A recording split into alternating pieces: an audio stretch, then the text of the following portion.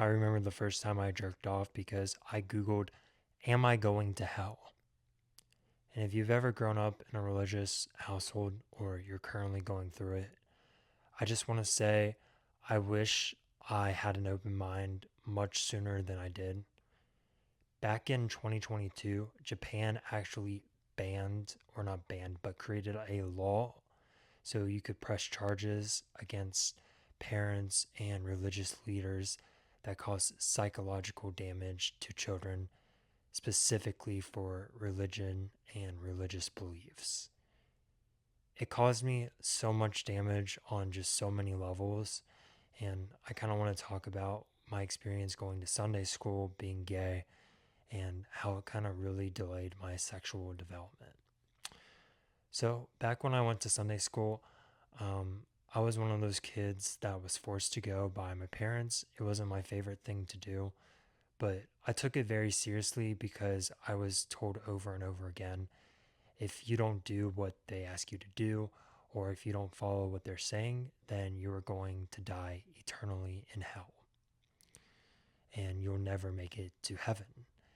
And this sort of scarce way of teaching religious beliefs, scaring children into believing things, and especially me, which I was very gullible, very naive, very trusting, and I would trust everyone and anything, and I took things at face value. So it was very, very problematic for me on so many levels. And I remember a lot of the kids, I felt like a lot of the kids weren't taking it serious because I would see them on the bus, saying curse words, and I was told that those were really bad sins. I remember, some of the kids hanging out with boys that were in my Sunday school, and I was just like, this can't be real, like they're gonna go to hell. Like they have to, do things immediately. And I grew up in a very Catholic, very social setting too, where it was like everyone kind of believed in it, but they also kind of didn't believe it. It was very like, I'm going to be a Christian, but I'm going to do it while I'm in front of people. It was very virtue signaling. Like, you could clearly tell who did the Christian thing to be seen as a Christian. Anyway, so that was kind of my experience growing up, going to Sunday school. And then the whole sexuality thing was probably the worst thing that ever happened to me. My mom made me watch DVDs and take a course about abstinence. And in the Catholic faith, if you don't know, having sex for pleasure is just completely the worst, most disgusting sin ever. Even though every Catholic does it, you know what I mean? Um, and some people really do take it to that extreme. But my mom really did not want me having sex. When I had my first girlfriend, we would go to our basement and we'd like make out and stuff. And I remember that girlfriend wanted to do more.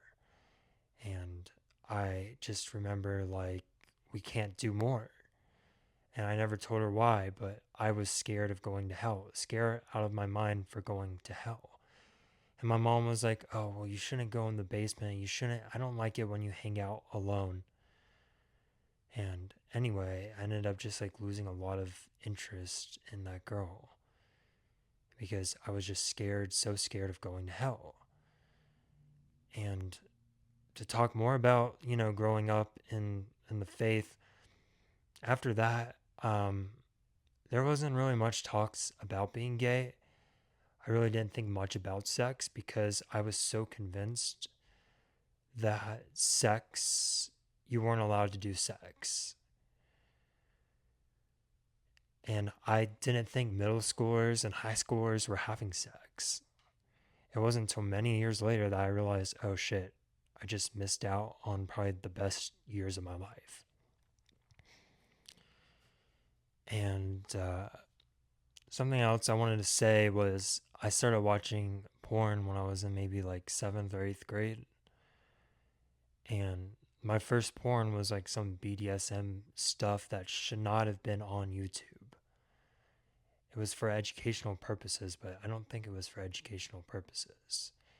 It was like this extreme prison, Guantanamo Bay, like very Dom sub kind of stuff.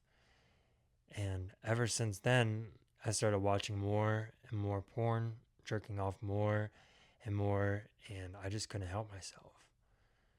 I mean, it was probably pretty normal looking back at it, but I had so much shame, so much begging God to, to get me to stop. And it just ended up being this very unhealthy practice. And I remember that, like, I would never have gay sex because that was a really bad sin. But I would keep watching it, and it was just the most unhealthy thing ever. And I just wish my parents would have just had a conversation with me about it, not this like crazy whatever they were trying to push on me. My dad never talked to me about anything about it. It was just kind of my mom enforcing it.